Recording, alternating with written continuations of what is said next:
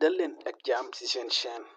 entreprendre toi-même tey dañ leen expliquer application bu ama solo muy coinmarketcap application boo xam si ni ñi yëngu ci wàllum cryptomonnaie dañ koy utiliser pour def ay analyse maanaam xool bala ñoo jënd benn cryptomonnaie ndaxte application bu ama solo la ci wàllum cryptomonnaie donc képp koo xam si utiliser cryptomonnaie yoon la nga xam application bi donc xaar ñu dugg woon leen waaw bi dañu nekkoon doon surveiller bitcoin bi actuellement donc xaar ñu def benn petit retour comme ça ñu expliquer leen vue d'ensemble bi donc là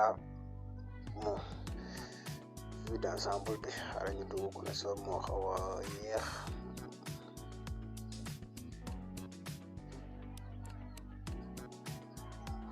la vue d'ensemble bi comme ni ngeen ko gisee